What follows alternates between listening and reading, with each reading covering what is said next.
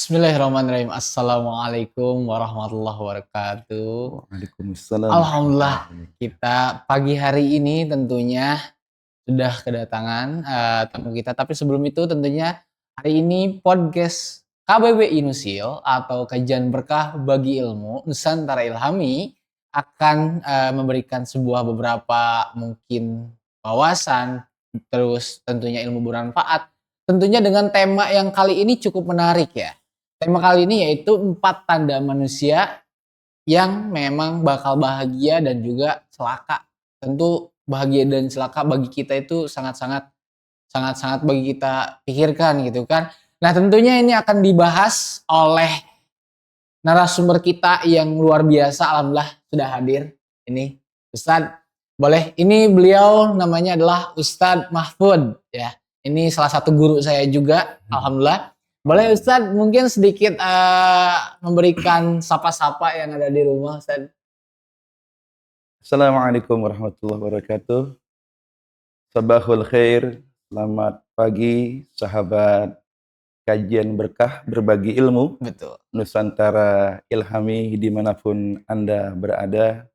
Semoga pagi ini menjadi bagian umat yang mendapatkan doa berkah dari baginda Nabi. Allahumma barik ummati fi bukuriha. Semoga Allah berkahi umatku di pagi hari mereka yang mengisinya dengan ketaatan kepada Allah Subhanahu wa taala. Salam berkah dunia akhirat. Alhamdulillah. Baik, Tad. Tentu, tapi sebelum mungkin kita mulai tadi ya, gimana kabarnya Ustadz? Alhamdulillah, bi amanillah, bi sururillah, luar biasa. Alhamdulillah, luar biasa ya Tad ya. Itu tentunya Tad, kita tadi kenapa mungkin agak sedikit telat itu kesalahan saya juga sih tadi. Baik. Mohon maaf ya Tad ya. Dan Ustadz, sebetulnya Tad, kita mungkin sebelum mulai juga kegiatan Ustadz setiap hari ini seperti apa Ustadz? Alhamdulillah, sebagai insan Allah, saya diamanahi sebagai pendidik, pendakwah. Di bidang pendidikan kami diamanahkan untuk sebagai pengurus Yayasan Pendidikan Abdul Aziz bin Ahmad, pimpinan Bapak Haji Yadi Besman. Juga di SDIT Al Furqon kami sebagai pengurus yayasan. Juga di Majelis Taklim Zainul Waton Pondok Melati kami membina para penuntut ilmu yang datang ke majelis kami. Dan di selang waktu bila ada kesempatan kami mengasuh salah satu YouTube channel di Hamdalah TV. Nah, boleh tuh. Di subscribe berarti ya pemirsa ya. Baik. Boleh. Tafadhol. Semoga manfaat berkah. Amin, amin, amin. Baik Ustadz, tentu membicarakan tadi tentang masalah tema sebelumnya tentang 4 tanda manusia yang pastinya akan bahagia dan akan celaka gitu kan. Kurang lebih seperti itu ya judulnya Ustadz ya. Insya Allah. Nah, maksudnya 4 tanda manusia yang akan bahagia dan celaka ini gimana Ustadz? Baik. Saudara sekalian yang dirahmati Allah Subhanahu wa taala dimanapun Anda berada, kita tahu bahwa kita sebagai manusia sangat mendambakan kebahagiaan, baik itu di dunia maupun di akhirat. Maka kita mengenal istilah doa sapu jagat. Doa sapu jagat yang kontennya berisikan bahwasanya kita memohon kepada Allah agar diberikan kebaikan di dunia, kebaikan di akhirat, selamat dari siksa neraka. Nah, intinya hidup di dunia ini pastinya setiap insan mendambakan kebahagiaan. Namun kebahagiaan itu ada tandanya, dan sebaliknya orang-orang yang celaka pun ada tanda-tandanya. Nah, ini sangatlah penting kita ketahui agar kita bisa terus mengukur diri apakah kita tergolong orang yang bahagia atau naudzubillah justru kita berjalan di jalan kecelakaan. Celaka di sini intinya adalah orang yang tidak merasakan kebahagiaan di dunianya dan tidak akan selamat di akhiratnya. Seperti itu kurang. Baik. Artinya tentu manusia tuh ada memang untuk kebahagiaannya, ada juga yang memang hal-hal yang dukanya mungkin ya, kurang lebih seperti itu ya Ustaz ya. Betul. Nah, tentu sebelum kecelaka dulu ya, berarti Baik. kan ini kita ambil yang bahagianya dulu, kabar yang baiknya dulu tadi ya. Baik. Kita semua sebagai sifat manusia inginnya yang kabar baik lah ya. Baik. Nah ini 4 tanda manusia yang memang mendapatkan kebahagiaan. Baik. Nah itu boleh Ustaz dibahas dulu lah untuk kebahagiaan itu. Baik. Saudaraku, ahbabana fillah rahimani wa rahimakumullah. Dalam kitab Al-Munabbihat ala Isti'dadi Liyaumil Ma'ad, buah karya Al-Imam Syihabuddin Ahmad Ibnu Hajar Al-Asqalani, beliau mencantumkan sebuah riwayat yang bersumber dari baginda Rasulullah Shallallahu Alaihi Wasallam, bahwasanya beliau bersabda, alamatus sa'adah arba'atun. Tanda kebahagiaan seseorang itu ada pada 4 hal. Yang pertama, dzikrud dzunubil madhiyah. Yang pertama adalah senantiasa mengingat dosa-dosanya di masa lalu. Yeah. Yang kedua, nisyanul hasanatil madhiyah. Yang kedua, melupakan hal-hal kebaikan yang pernah dia lakukan di masa lalu. Dan yang ketiga, ini saya sebutkan secara global dulu ya. Baik, baik. Dan yang ketiga, wa nadhruhu ila dunya ila man dunahu. Dan yang keempat, wa nadhruhu ila din wa nadhruhu ila man fawqahu fid din. Yang ketiga, pandangan duniawinya kepada orang yang ada di bawahnya. Dan yang keempat, pandangan ukhrawinya, pandangan akhiratnya kepada orang yang berada di atasnya. Ciri yang pertama, orang yang bahagia itu orang yang selalu mengingat dosa-dosanya.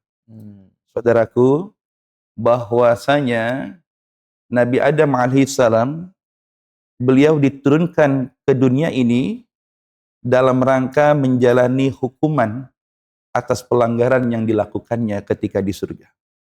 Sehingga dunia ini adalah tempat pengasingan, dunia ini adalah tempat hukuman bagi leluhur kita Nabi Adam.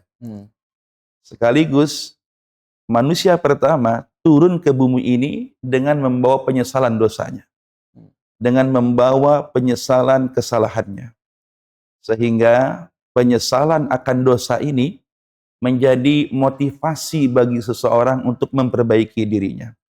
Maka orang yang bahagia adalah orang yang tahu persis siapa dirinya, apa kesalahannya, sehingga selalu memperbaiki hidupnya. Maka ironis sekali jikalau dunia ini adalah tempat hukuman, dunia ini adalah tempat pengasingan bagi Nabi Adam, tapi ironisnya banyak orang yang menjadikannya sebagai tujuan.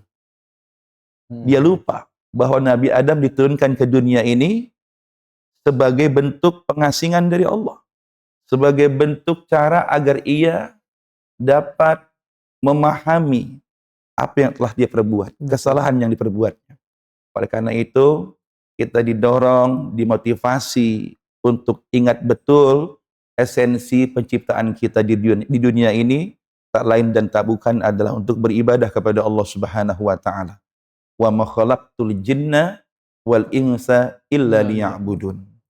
Ini visi misi dasar terciptanya jin dan manusia, hakikatnya semata-mata beribadah kepada Allah. Nah, seseorang bisa dikatakan ia tulus beribadah kepada Allah Subhanahu wa taala ketika ia mampu mengenal siapa dirinya. Dan yang paling penting adalah bahwa ketika kita dicipta di dunia ini sebagai manusia, maka hakikat utama kita adalah menyembah Allah Subhanahu wa taala. Maka yang pertama saudaraku, ingatlah lalu dosa-dosa kita. Mengapa mengingat dosa bisa menjadi sumbu yang tetap menyalahkan api ketaatan dalam diri kita? Kita tahu bahwa ketika Nabi Adam diturunkan ke bumi, ia selalu menyesali kesalahannya. Nah, dengan penyesalan itu akhirnya beliau terus memperbaiki dirinya. Nah, pada akhirnya dengan hal-hal seperti itu, membuat seseorang tahu persis bahwasanya ternyata begitu banyak nikmat Tuhan yang dirasakannya. Saudara sekalian, bicara masalah dosa, maka tentunya tahu dosa ini ada macam-macam. Ada dosa kecil, dosa besar, dosa yang diketahui, dosa yang tidak diketahui, dosa yang dirasa, ada pula dosa yang tak terasa. Nah, dosa-dosa kecil ini Allah hapuskan dengan amal soleh kita. Wa atsbi'is sayyiati bil hasanat, dan ikutilah perbuatan buruk dengan kebaikan. Maka setiap dosa kecil ini bisa terhapuskan dengan setiap kebaikan yang kita lakukan. Sebagai contoh, ketika kita berwudu, wudu ini amal kebaikan ya. Betul. Wudu ini amal soleh. Dan ternyata wudu kita dapat merontokkan dosa-dosa yang tersentuh oleh air wudu itu. Ketika kita membasuh wajah kita, maka dosa yang muncul dari wajah kita, dari mata, hidung, mulut, semua yang ada di kepala kita, itu luntur bersama dengan air wudu itu. Ketika kita membasuh tangan kita, maka dosa yang ditimbulkan oleh tangan ini pun ikut luntur bersamanya. Maka Masya Allah, Tabarakallah, Allah begitu menyayangi hambanya, sehingga keburukan yang dilakukannya, dosa kecil yang dilakukannya, terhapuskan dengan kebaikannya. Maka beruntunglah orang-orang yang banyak berbuat baik. Maka Allah pun menyatakan dalam firman-Nya bahwa sesungguhnya rahmat Allah itu sangat dekat kepada orang-orang yang berbuat baik. Mafhum mukhalafahnya, jikalau rahmat Allah itu begitu dekat kepada orang yang berbuat baik, maka tentunya orang yang tidak berbuat baik akan jauh dari rahmat Allah Subhanahu wa taala. Ini buat jawab nyinyiran orang yang bilang begini, yang berbuat baik saja belum tentu masuk surga. Iya, betul. Begitu ya? Banyak yang bilang gitu kan. Oke. Yang sholat saja belum tentu masuk surga, bahkan yang sholat saja masih celaka. Fawailul lil musallin. Begitu, celakalah orang-orang yang sholat. Ini pemikiran skeptis sebagian orang yang mengatakan demikian, bahwa orang yang berbuat baik saja belum tentu masuk surga. Tapi dia lupa bahwa kebaikan itulah yang menghantarkan seseorang ke surga. Betul, bukan amal soleh kita yang menjadikan kita ke surga, bukan. Hal ini dibuktikan dalam hadis baginda Rasulullah SAW. Beliau memegang kepalanya waktu itu. Ketika mengucapkan hadis ini, beliau mengatakan, tidak ada seorang pun di antara kalian yang masuk surga dengan amal soleh kalian. Para sahabat ini keheranan. Wala anta ya Rasulullah. Bagaimana dengan anda ya Rasulullah? Apakah anda termasuk pula orang yang tidak akan masuk surga kecuali dengan rahmat Allah? Wala ana. Begitupun dengan aku. Aku pun tak akan masuk surga illa ayyataghammadani Allahu birahmatihi wa fadlih. Kecuali Allah telah mencurahkan anugerah dan rahmatnya kepadaku sehingga aku dijamin masuk surga. Ini buat baginda Rasul sudah ada jaminannya. Berarti yang menghantarkan kita ke surga rahmat Allah. Nah, akan tetapi penghantar kepada rahmat Allah itu apa? Perbuatan baik. Maka ciri global sebenarnya orang yang bahagia itu, lihat saja kehidupannya. Berdasarkan hadis Nabi, kullun muyassarun lima khuliqalahu. Segala sesuatu itu akan dimudahkan untuk apa ia diciptakan. Kalau orang dicipta untuk jadi ahli surga, pasti kesehariannya akan dihiasi dengan amal ahli surga. Tapi kalau seseorang yang memang dicipta untuk jadi bahan bakar api neraka, waliyadzubillah, maka kesehariannya akan diwarnai dengan amalan ahli neraka. Itu renungan buat kita. 24 jam kita ini, waktu yang kita lalui ini selama ini, cerminan keseharian kita, adakah kita mencerminkan sebagai orang yang layak sebagai ahli surga? Atau sebaliknya, kalau memang keseharian kita jauh dari kata amalan ahli surga, wal'iyadzubillah, jangan-jangan, na'udzubillahi min dzalik, kita memang dicipta untuk sebagai menjadi bahan bakar api neraka. Nauzubillah. Na'udzubillahi min dzalik, saudaraku sekalian. Nah, jadi bicara masalah dosa ini, dosa-dosa yang kecil bisa terhapuskan dengan amal kebaikan kita. Kalau ada yang ingin tahu dosa kecil itu seperti apa sih? Ya, dosa kecil dan dosa yang tidak kita ketahui lah ya, yang samar-samar itu boleh Ustaz. Betul ya. Biar yang Apa lain sih tahu. bedanya dosa kecil dengan dosa besar itu apa sih sebenarnya? Bagaimana sih prakteknya gitu? Dosa kecil itu, dosa besar itu mudah. Kalau ada keterangan di Al-Quran dan di hadis yang menyatakan suatu perbuatan dan diancam oleh murka dan neraka, kalau ending ayat atau hadis itu membicarakan masalah laknat Allah, murka Allah dan neraka, itu menandakan perbuatan ini dosa besar. Al-Imam Adz-Dzahabi rahimahullahu taala menyebutkan setidaknya ada 70 lebih cabang daripada dosa besar, dan yang dosa besar yang paling utama adalah al-isyrak billah, menyekutukan Allah Subhanahu wa taala. Nah, jadi dosa besar itu ciri-cirinya perbuatan yang akan diancam oleh Allah dengan neraka dan murkanya. Ini dosa besar. Nah, maka dosa besar tidak akan hilang kecuali dengan taubat. Jadi dosa besar nggak bisa hilang dengan wudu. Iya. Ya, betul. kita mau wudu bagaimana, Mas Farid ya, Mas Torik ya, kita nggak akan bisa dosa besar hilang dengan wudu, karena yang dihilangkan dengan wudu, dengan umroh, karena umroh yang satu dengan umroh yang satunya lagi itu menghapuskan dosa di antara keduanya. Nah, ini termasuk amaliyah yang luar biasa. Jadi ini menepis juga sangkaan orang, buat apa umroh berkali-kali ya, buang-buang uang dan lain sebagainya. Umroh itu cukup satu kali. Nah, ini justru tidak senada dengan konsep hadis Nabi yang menyebutkan umroh satu ke umroh lainnya ya. Ya, umroh yang satu dengan umroh yang berikutnya ya, ini menghapuskan dosa-dosa di antara keduanya. Berarti jangan sekali dong harusnya ya. Nah, harusnya begitu. kalau memahami konteks hadis ini, betul. ya harusnya berkali-kali. Betul. Karena kita yakin meskipun kita sudah melakukan umroh, sepulang umroh mungkin kita kembali melakukan perbuatan dosa yang terasa tak dirasa. Meskipun kita mungkin mendapatkan hikmah dari umroh itu, tapi sebagai manusia, al-insanu mahalul khata wan nisyan. Manusia itu tempat salah dan lupa. Bagaimanapun itu kodrat kita sebagai manusia. Kita ini Bani Adam. Kata manusia itu insan bahasa Arabnya. Insan itu kata nasia yang artinya pelupa, lalai. Insan itu artinya manusia, tapi kalau dibenangin lagi artinya pelupa gitu. Pelupa. Jadi insan ini gitu. Akar katanya nasia ya, unsun atau insun ya, insanun itu akar katanya insun atau nasia. Insun itu artinya makhluk yang fleksibel, makhluk yang mudah menerima kondisi, itu manusia. Makhluk yang mudah menyesuaikan dengan kondisi, insun. Kalau nasia itu maknanya pelupa, suka lalai. Nah, inilah kodrat kita memang seperti itu.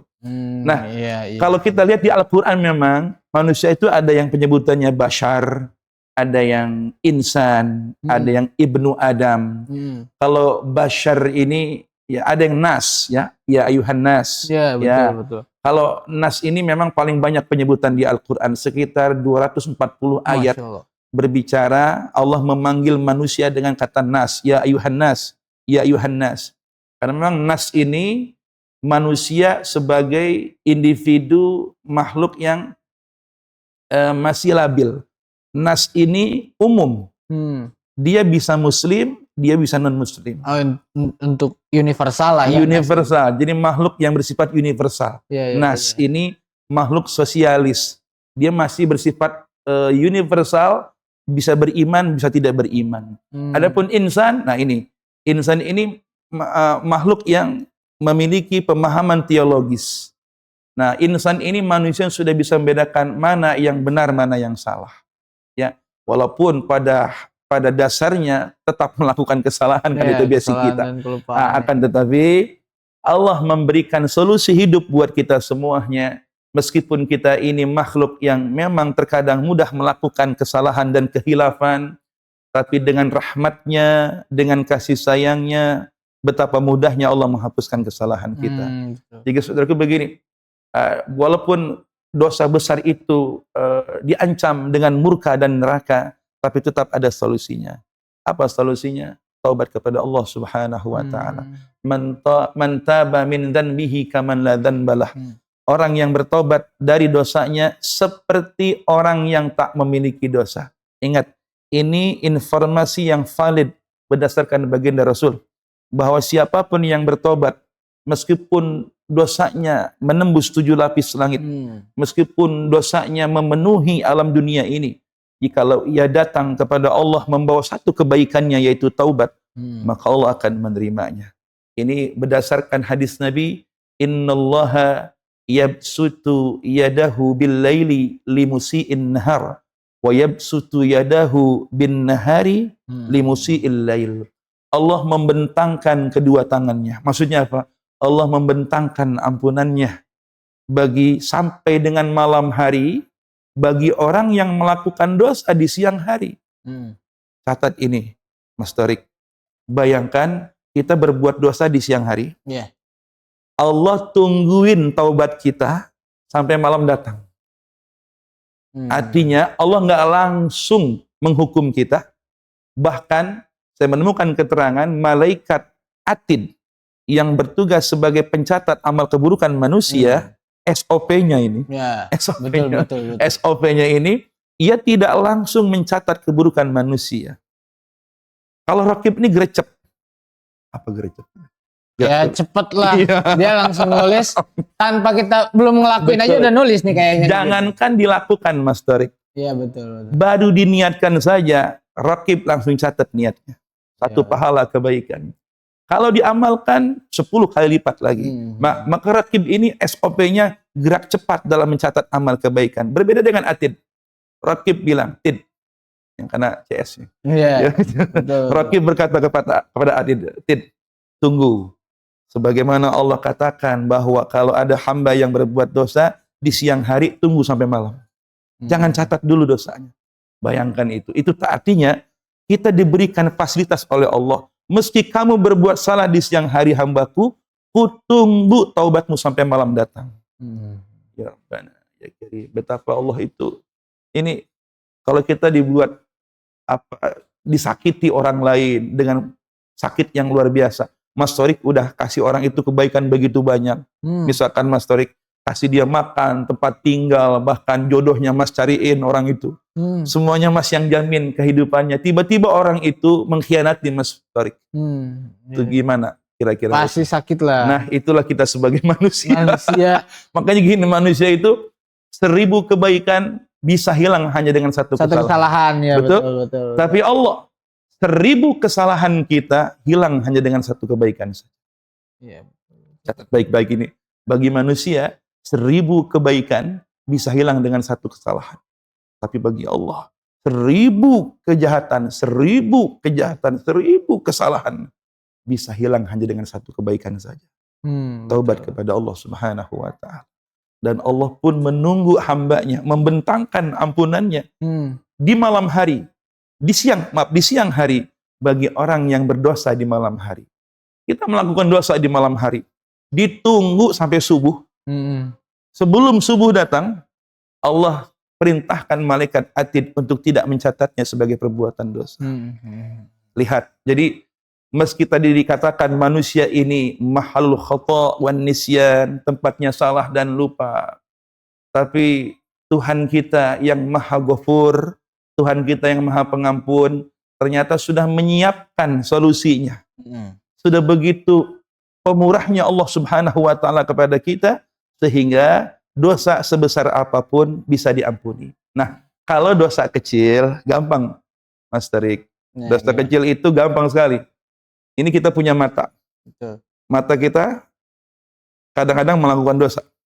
Oh iya. Melihat sesuatu yang tidak dihalalkan. Baik itu sengaja Contoh, atau tidak sengaja. Ya, misalnya Kang Torik jalan keluar lihat sapi nggak pakai celana gitu. Betul. Itu kayaknya kebiasaan rekan-rekan. Masya Allah. Ya salam. Nah ini kan Mata ini ada dosanya. Lah, yang dihasilkan mata itu dosa kecil. Telinga pun demikian. Lisan, apalagi yang ini. Lidah. Lidah ini tak bertulang. Sangat mudah sekali untuk melakukan dosa. Dialah ini yang menjadi sumber kesalahan terbanyak kita. Betul. Karena dia tak bertulang, yang lain bertulang semuanya. Dia tak bertulang. Karena dia tak bertulang, dia gesit. Yeah. Gerakannya gesit. Bahkan orang bijak bilang, lidahmu harimaumu. Bayangkan, dia yang tak bertulang tapi pandai bersilat. Betul. Dia yang hanya sepotong daging kecil tapi laksana harimau. Maka lisan ini menjadi sumber utama kesalahan kita. Itu pun termasuk dosa kecil. Nah, jadi setiap anggota tubuh yang melakukan dosa-dosa yang ringan yang tidak dicap dengan murka dan neraka Allah, itulah dosa-dosa kecil. Nah, pertanyaan saya, Kang Tarik, kalau begitu dosa kecil kalau diakumulasikan ini banyak atau sedikit itu kira-kira? Banyak. Banyak ya, Masya Allah. Betul. Udah Nah, pasti jadi banyak. udah pasti banyak. Nah, oleh karenanya solusinya adalah jadilah orang baik. Betul. Dan jangan pernah bosan menjadi orang baik. Karena orang baik itu dekat dengan rahmat Allah. Orang yang dekat dengan rahmat Allah, dia bersihkan dirinya dari dosa-dosanya dan insya Allah menjadi ahli surganya Allah Subhanahu wa Ta'ala. Ini pertama. Jadi orang yang bahagia itu dia selalu mengintrospeksi dirinya, dia muhasabah dirinya. Bahkan ada ulama dalam kitab Bidayatul Hidayah. Beliau ini setiap sore beliau mencatat kegiatannya dari pagi sampai sore. Nah, setelah itu dia pikirkan, sampai malam. Sebelum tidur, ia catat kegiatannya hari ini. Lalu ia bermuhasabah. Kalau banyak taat, ia ucapkan Alhamdulillah ala ni'amillah. Kalau banyak maksiat, ia ucapkan Astagfirullah.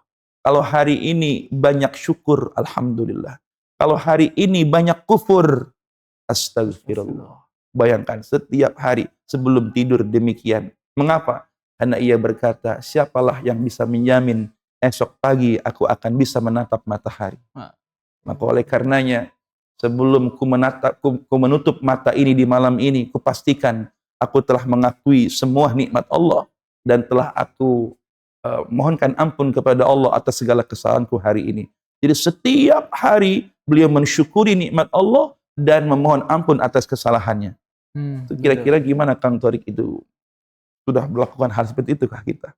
Nah, ini kan luar biasa sekali. Orang yang mengevaluasi diri. Kalau perusahaan pasti ada evaluasinya ya.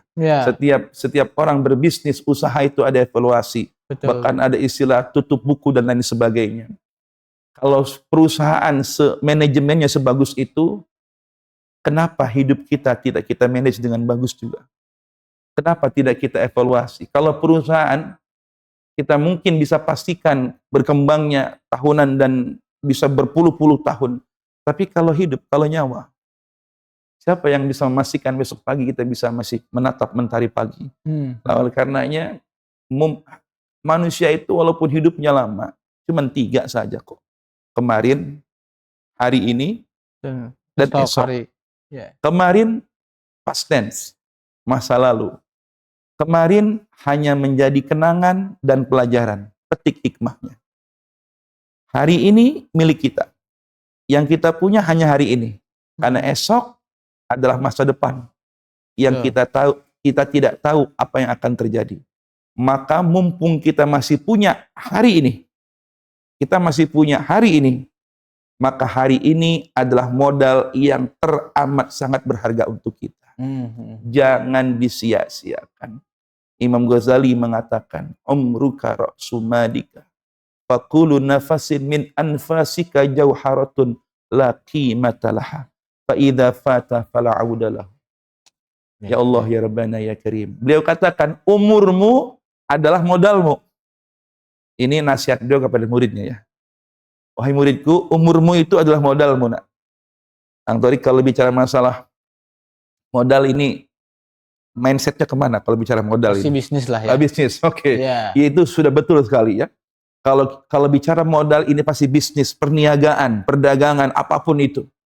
Nah, bicara bisnis, bicara rugi dan untung. Betul. Gitu ya, untung dan rugi. Maka hidup ini seperti perdagangan, perniagaan. Ada orang yang memperoleh keuntungan, ada orang yang memperoleh Kerugian. kerugian, ada orang yang bahagia, ada orang yang celaka. Modal utamanya adalah umur.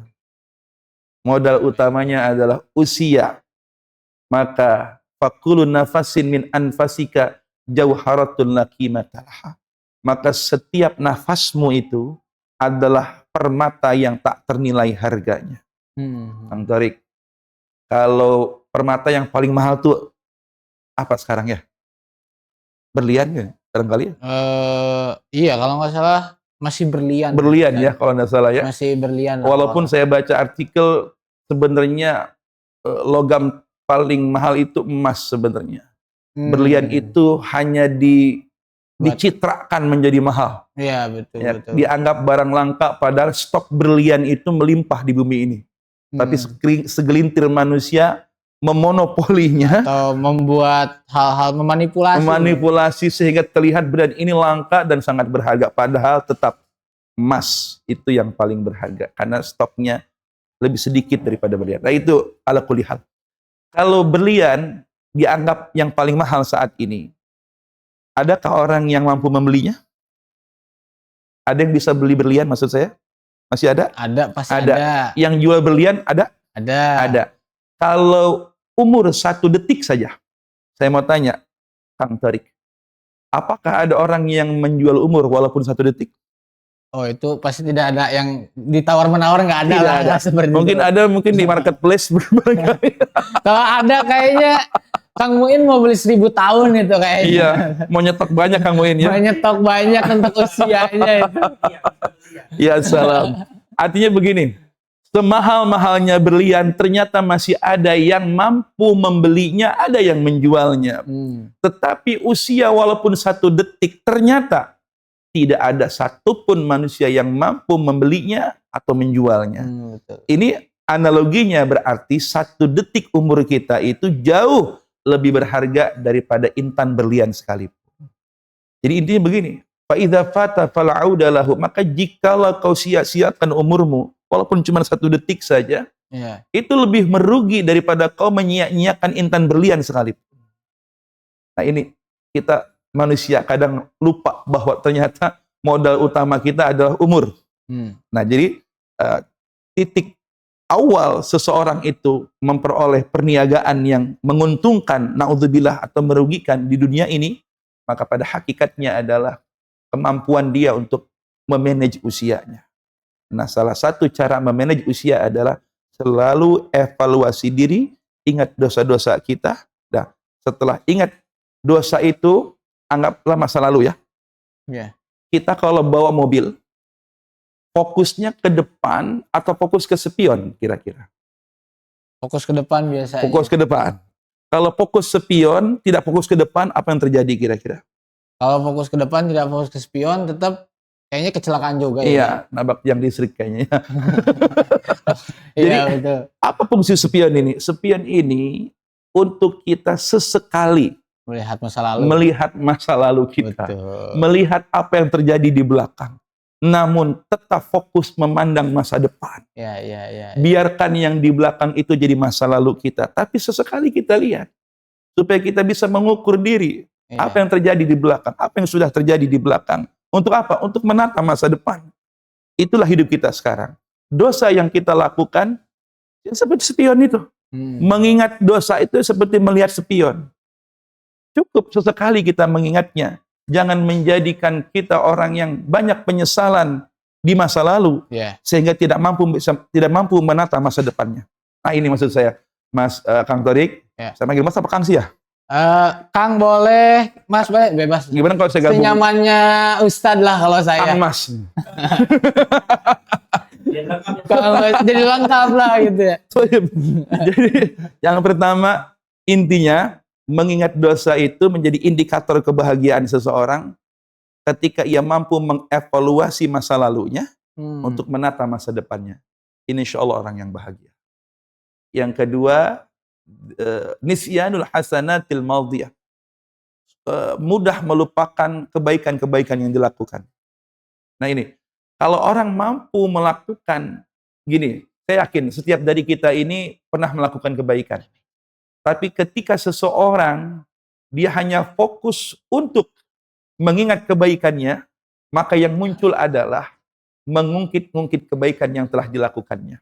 Sebagai contoh, ada orang yang berkata, itu masjid, lantai 2-nya saya yang bangun. Kalau bukan saya yang bangun, nggak jadi itu masjid. Mengingat-ingat kebaikan. Orang yang ingat-ingat kebaikannya, ini pasti akan lelah hatinya. Kenapa tuh, Ustaz? Kenapa dia lelah hatinya? Karena dia nggak tahu.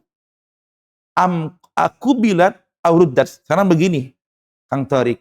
Kang Tarik bisa memastikan nggak kebaikan kita itu diterima sama Allah? Nah itu enggak bisa mastiin itu. Tidak ada satupun di antara kita yang bisa memastikan kebaikan kita itu diterima atau ditolak, naudzubillah, oleh Allah. Jadi begini, ketika kita tidak bisa memastikan kebaikan kita diterima, naudzubillah, ditolak oleh Allah Subhanahu wa taala, maka merugi sekali seseorang yang mengungkit-ungkit kebaikannya padahal ia tidak bisa memastikan kebaikannya itu diterima atau ditolak oleh Allah. Iya, betul. Kayak ada laki-laki yang pede, misalkan, oh fulanah itu kekasih saya, dia deket sama saya itu. Padahal fulanahnya itu belum tentu terima dia. Betul. Nah, fulanahnya itu ini biasanya kisah rekan saya itu. Wah, ini makanya saya dapat info di kantor begitu. Jadi terlalu percaya diri yang akhirnya dia akan kecewa. Ternyata faktanya fulanah tidak menerima dia. Dia sudah bangga-banggakan dirinya, bangga-banggakan kelebihannya, tapi ternyata ya tidak diterima. Ini analogi sederhana saja. Berbuatlah kebaikan tanpa memperdulikan kebaikan kita itu ya akan berefek seperti apa. Yang penting jadilah orang baik. Dalam Sahih Bukhari ini ada hadis unik ini. Rasul pernah bercerita kepada sahabat-sahabatnya. Ini riwayat dari kalangan Bani Israel. Ada orang dermawan dari kalangan Bani Israel. Jadi Rasul itu sering menceritakan kondisi umat terdahulu yang menjadi pelajaran bagi para sahabatnya. Beliau bercerita begini. Dahulu di zaman Bani Israel itu ada orang dermawan pingin sedekah. Ini di Sahih Bukhari, ini hadis sahih ini. Ingin sedekah, akhirnya beliau sedekah. Dan uniknya, ketika beliau sedekah, ya, ternyata sedekahnya itu diterima sama pencuri, maling. Diterima sama maling. Dan catat baik-baik, beliau tidak tahu. Sabda Rasul, dia tidak tahu kalau yang menerima sedekahnya itu maling. Dan ternyata kejadian ini diketahui oleh kaumnya. Kalau sekarang netizen lah. Iya. Lah, yang namanya netizen kan selalu benar dengan komentarnya gitu ya. Lidahnya tajam-tajam lah. Nah itu bagaikan harimau, cakanya tajam-tajam. Iya, betul. Nah, netizen nih, kaumnya ini bilang, apa-apaan itu? Kok sedekah sama pencuri? Namanya orang kan ngasih salah, nggak ngasih juga salah. Nah, itulah masyarakat. Ternyata di zaman Bani Israel sudah begitu gitu. Berarti kalau sekarang nih banyak yang suka komentar yang nggak jelas ya berarti seperti Bani Israel lah. Kita katakan seperti itulah ya. Ya karena mereka ya si dermawan ini nggak tahu kalau itu pencuri. Dia niatnya sedekah, selesai. Maka dia katakan, Allahumma walakal hamdu. Ya Allah, ku pasrahkan segalanya kepadamu. Ku yakin takdirmu yang terbaik. Saya sudah niat sedekah ya Allah. Kalau yang nerima itu pencuri, saya nggak tahu kalau itu pencuri. Satu. Yang kedua, dia nggak bosan. Dia mau sedekah lagi.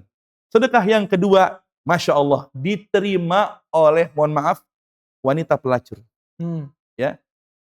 Nah, lagi-lagi viral. Kaumnya lagi-lagi mencibir. Netizen berkata dengan segala komentarnya. Apa-apaan tuh orang? Kok dia sedekah sama, mohon maaf, pelacur? Mengapa sedekah pada pelacur? Masih banyak orang yang butuh. Kenapa dia kasih pelacur? Lagi-lagi dia disalahkan. Maka ia mengatakan, Allahumma walakal hamdu. Ya Allah, kupasrahkan dirimu. Kupasrahkan diriku padamu, ya Allah. Karena takdirmu yang terbaik.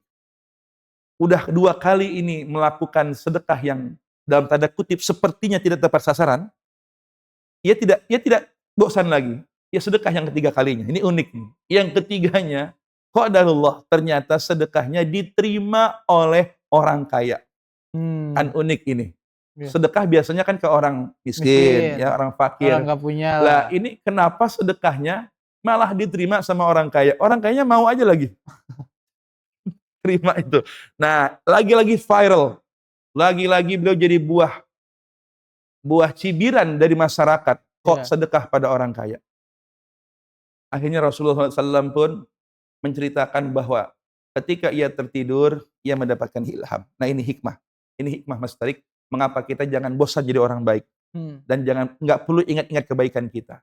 Ternyata begini, ia dapat ilham. Wahai hambaku, ya, pertama kau sedekah kepada orang yang mencuri. Kau sedekah kepada pencuri, itu sengaja sedekahmu dialihkan kepada pencuri karena dengan sedekahmu ternyata ia berhenti mencuri. Iya. Hikmahnya adalah dengan sedekahnya orang itu berhenti mencuri. Kenapa? Tercukupi kebutuhannya.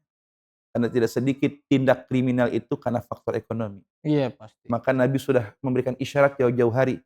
Kadal faqru ayyakuna kufran.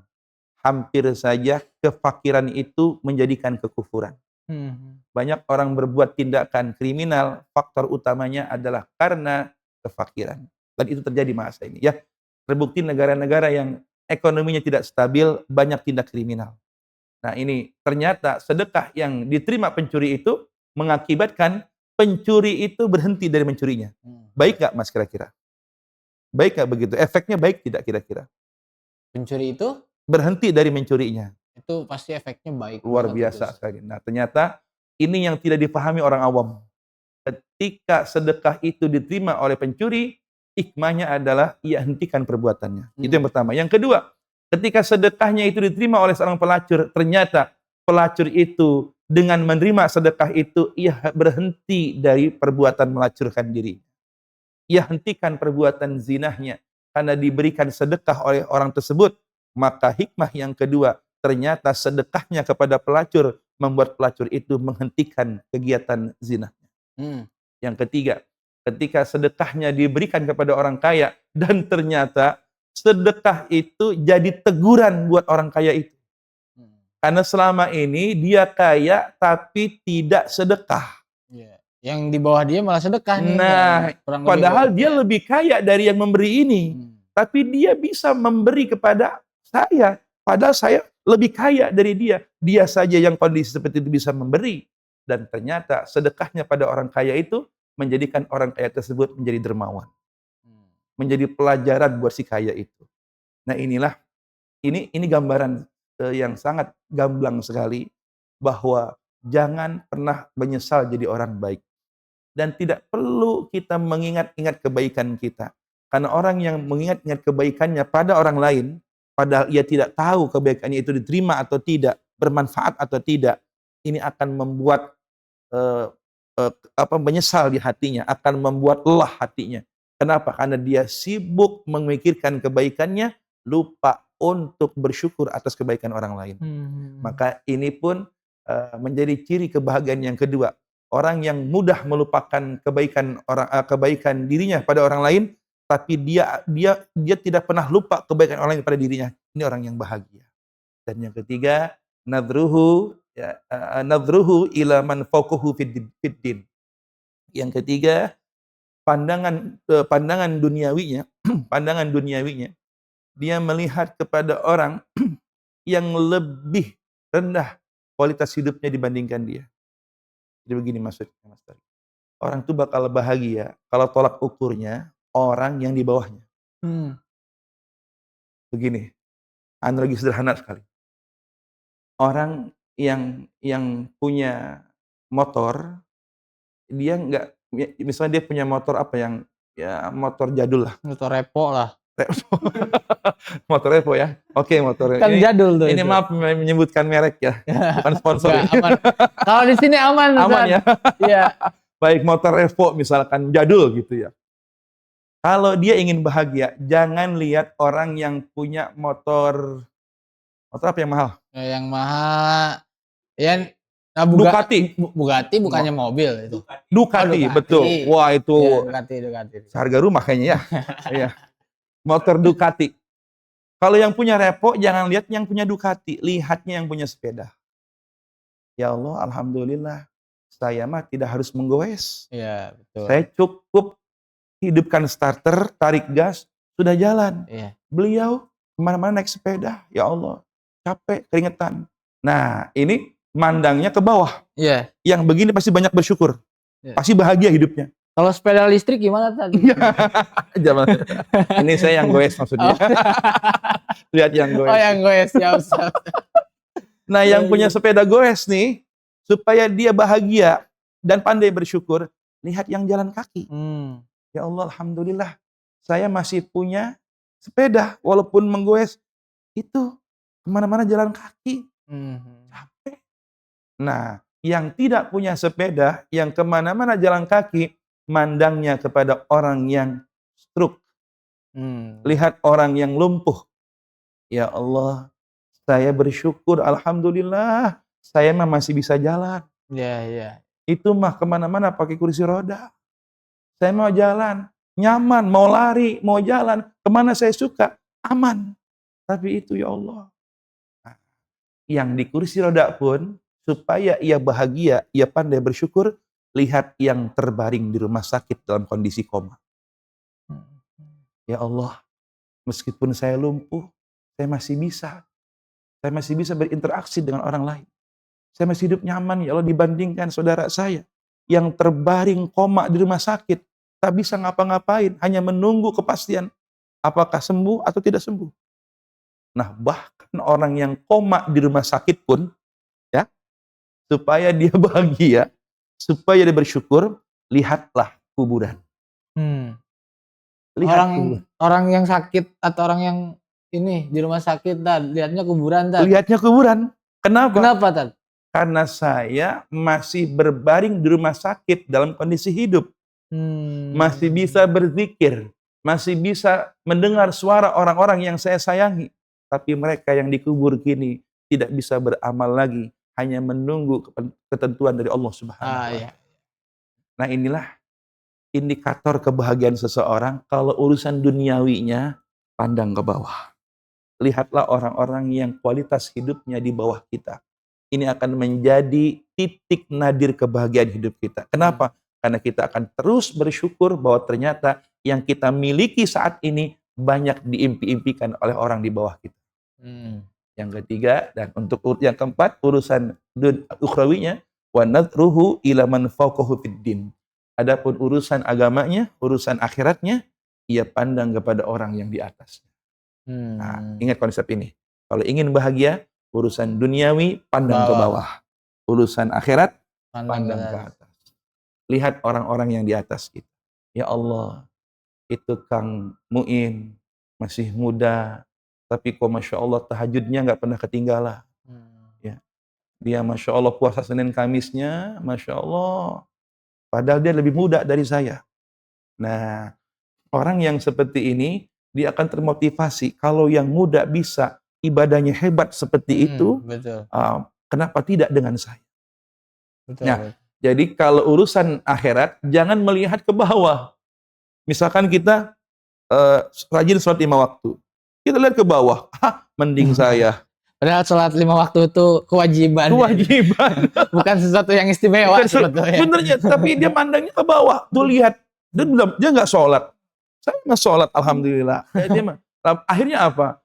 Kualitas hidupnya nggak meningkat. Dia hanya akan mengoreksi ibadah orang lain tanpa mengoreksi ibadahnya ada peningkatan atau tidak. Ya, orang yang seperti ini tidak akan bahagia hidupnya. Nah, atau mungkin, ya Allah, padahal dia itu, kalau saya perhatikan cuman petani, pendapatannya nggak jelas, serabutan, tapi bisa berangkat umroh.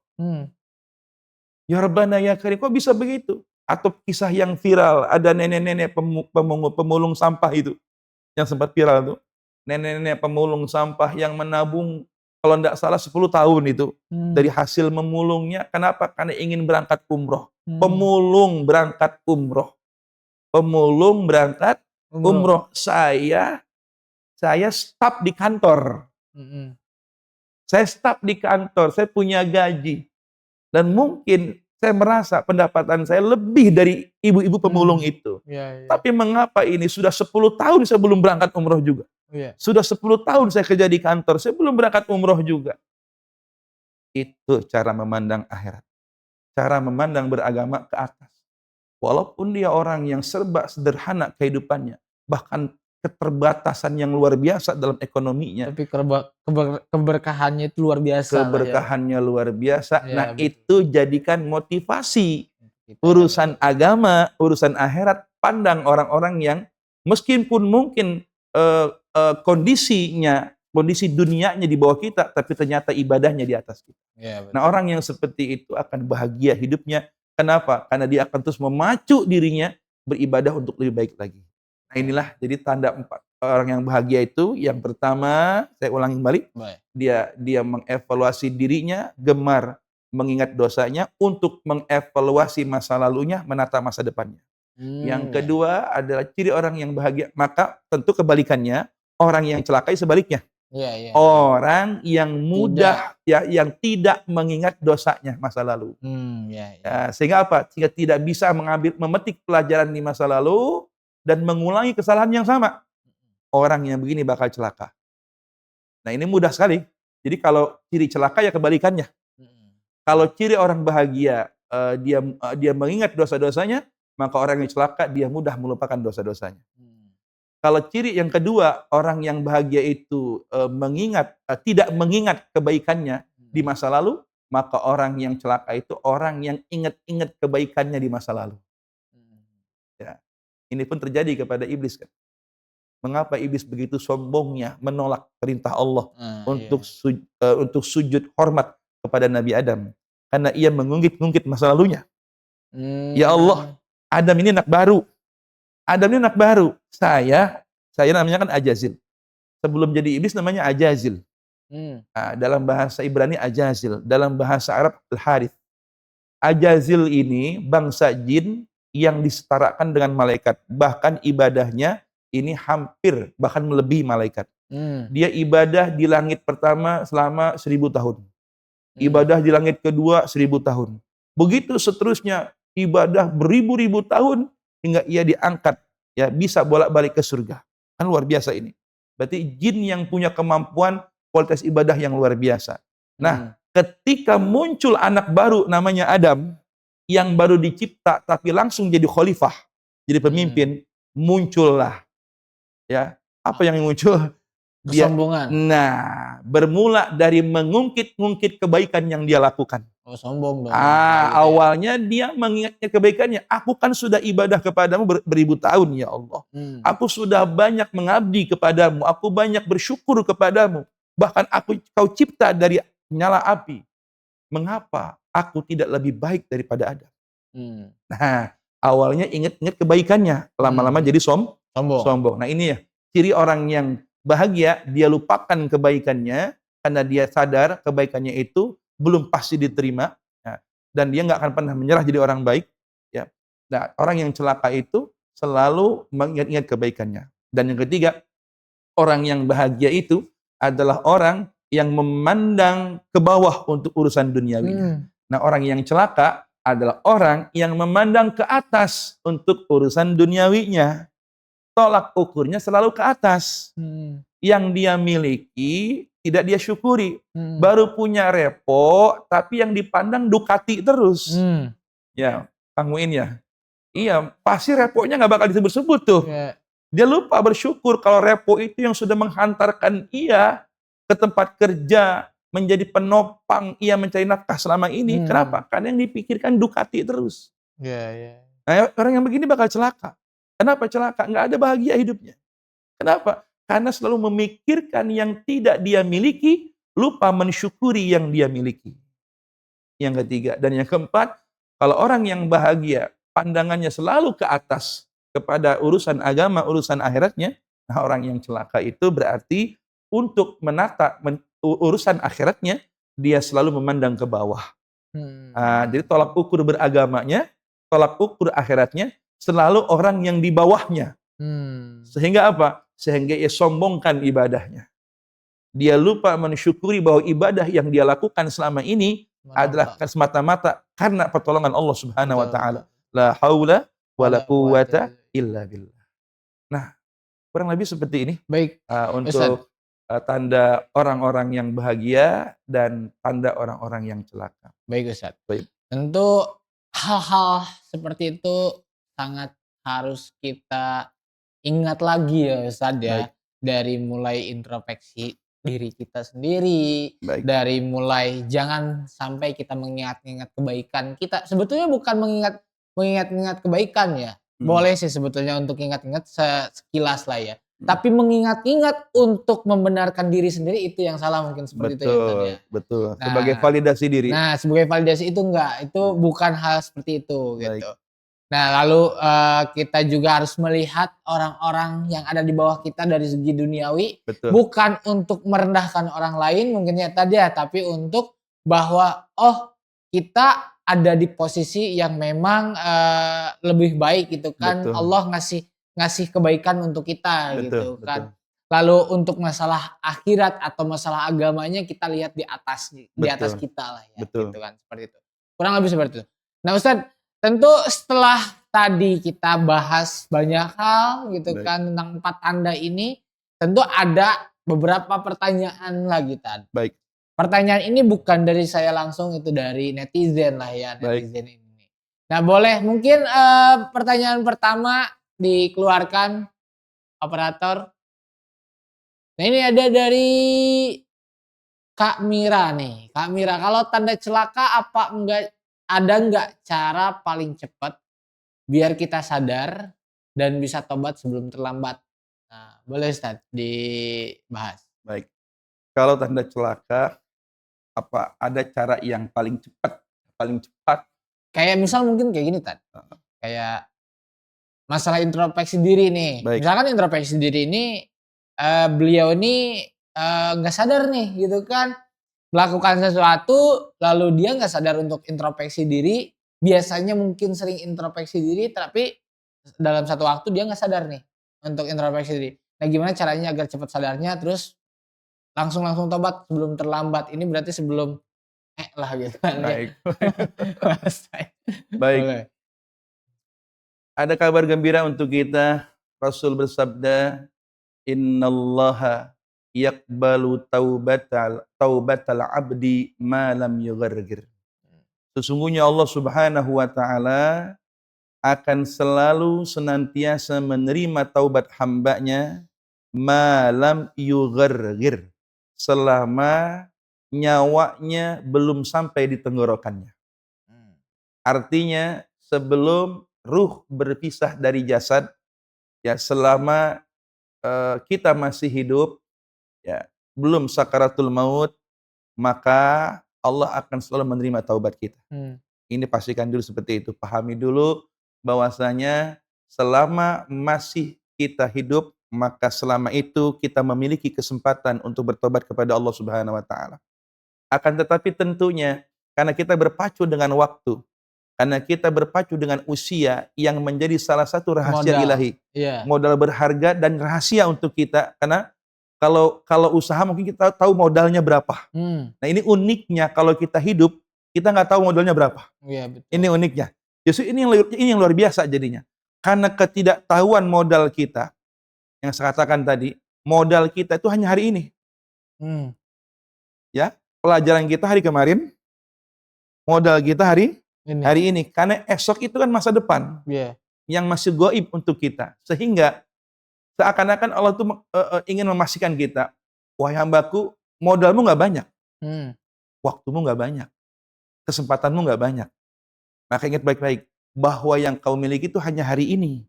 mhm, Karena esok, jangankan esok, ba'da Jumat nanti, Kang Torik, kita nggak tahu apa yang terjadi. betul Atau mungkin beberapa jam ke depan saja kita nggak tahu apa yang terjadi. betul, Maka yang kita miliki adalah hari ini.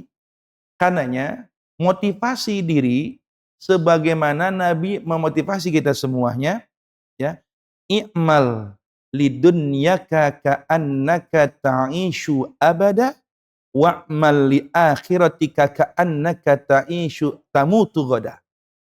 Ini prinsip hidup ini. Ini Masya Allah, ini saya betul-betul menjadikan ini prinsip hidup. Ini mudah-mudahan Mbak Amira tadi ya? Mbak iya, siapa? Mbak Mira, Mbak Mira ya, Mbak Mira yang dirahmati Allah Subhanahu wa taala dimanapun Anda berada. Saya lupa mengucapkan terima kasih atas pertanyaannya dan sudah dengan setia mengikuti kajian ini. Mbak Mira yang dirahmati Allah Subhanahu wa taala, yang disayang Allah Subhanahu wa taala. Mbak Mira ingat baik-baik ya, Nabi menasihati kita, wa'mal lidunyaka ka'annaka ta'ishu abada. Beramallah untuk duniamu seakan-akan kau hidup selamanya. Artinya apa? Kalau urusannya urusan duniawi, ya urusan yang sifatnya kaitannya dunia, bukan akhirat kita, bukan tentang akhirat kita, maka Nabi katakan merasalah seakan-akan kau hidup selamanya. Artinya apa? Masih ada waktu untuk urusan dunia. Kalau urusan kerja masih ada kesempatan untuk urusan kerja. Pokoknya yang berkaitan masalah duniawi, anggap saja waktu kita masih banyak. Banyak itu maksudnya. Intinya itu. Nabi sampaikan, kalau urusan duniamu, waktumu banyak, tenang saja. Karena merasa waktunya banyak, kalau orang merasa waktunya banyak, jadinya bagaimana tuh? Kang Torik, santai kan? Santai artinya enggak tergesa-gesa, dia akan fokus menata hidup duniawinya. Kenapa? Karena merasa waktunya banyak. Tetapi wa'mal li akhiratika ka'annaka tamutu goda. Sedangkan untuk urusan akhiratmu, ya beramallah seakan-akan engkau akan wafat besok. Kang Muin, ini kameramen kita. Anggap saya dapat info valid Kang Muin dari malaikat Israel. Ustaz Mahfud sampaikan kepada Kang Muin, besok ya, ntar sore nih. Ini contoh Kang Muin. Ini cuma contoh, ini cuma ilustrasi saja. Itu baru contoh Kang Muin. Jangan dianggap serius, jangan dianggap doa, jangan ya. Jangan ada bercanda atau serius. Lagi pula mana mungkin saya bisa dapat informasi begitu. Betul. Katakan begitu. Katakan sore ini, hari Jumat ini, hari baik ini, Kang Muin ini akan dicabut nyawanya oleh Allah. Sore ini ba'da asar. Kang Muin misalkan. Nah, ini jam berapa? Jam 10 lewat 16. Ya. Berarti tinggal berapa jam lagi itu? Nah, tinggal berapa jam lagi? Kang Muin. Ada kata-kata terakhir Kang Muin? Nah, begitu kira-kira. Saya yakin segala hal yang belum dilakukan, bahkan kesalahan-kesalahan yang diperbuat, ya, dosa-dosa yang belum ditaubati, janji-janji yang belum ditepati, ya, dan banyak hal yang belum dikerjakan akan segera dilaksanakan. Kenapa? Karena merasa waktu saya terbatas. Waktu saya tinggal nanti sore. Nah, supaya mempercepat kesadaran kita untuk bertobat, ya, khusus untuk Mbak Mira yang dirahmati Allah, maka jadikanlah bahwa waktu kita ini nggak banyak. Merasalah bahwa waktu kita nggak banyak, sehingga kalau kita nunda-nunda taubat, kalau kita akhirkan taubat, seakan-akan kita telah melewati batas ambang kehidupan yang telah ditetapkan, padahal kita tahu bahwa hidup kita akan berakhir, tapi kita malah tidak bertobat. Seperti Kang Muin tadi, yang diinformasikan, misalkan jam 4 hari Jumat ini akan dicabut nyawanya oleh Israel, maka saya yakin dari jam ini, Kang Muin akan jadi orang yang paling baik sedunia ini. Paling soleh sedunia ini. Betul. Kenapa? Karena satu-satunya orang yang tahu bakal mati dia kapan dia mati, Kang Muin ini. Gitu kira-kira. Nah, jadi Mbak Mira yang rahmati Allah Subhanahu wa taala, jadi kiat supaya kita ini betul-betul ya bisa termotivasi untuk cepat melaksanakan taubat introspeksi diri. Ingatlah bahwa hidup kita terbatas. Ingatlah modal kita hanya hari ini, yang kita miliki hanya hari ini, hari esok adalah gaib, masa depan yang belum pasti akan kita miliki. Betul. Nah, sehingga dengan adanya rasa seperti itu, wah, saya harus segera bertobat. Saya harus segera kembali kepada Allah karena waktu saya tidak banyak. Wallahu a'lam. Baik, terima kasih Ustaz. Baik, langsung ke pertanyaan yang kedua. Nah, ini ada Kak Bagus nih. Ustaz, maaf. Kalau seseorang hidupnya susah, tapi dia sabar. Hidupnya susah, dia sabar. Tapi dia sabar. Itu tanda bahagia atau masih masuk kategori celaka, Ustaz? Masya Allah. Boleh dijawab, Ustaz. Saudaraku Bagus Rahman, terima kasih atas pertanyaannya. Ya, Masya Allah, tabarakallah. Beliau bertanya, hidup kita susah, ya, tapi sabar. Tapi sabar dalam kesusahan ini. Ya. Apakah ini masih kategori orang yang Bahagia atau bahagia atau celakaan? celaka? Sabar dalam kesusahan. Iya. Masya Allah, saudaraku rahmati Allah Subhanahu wa Ta'ala.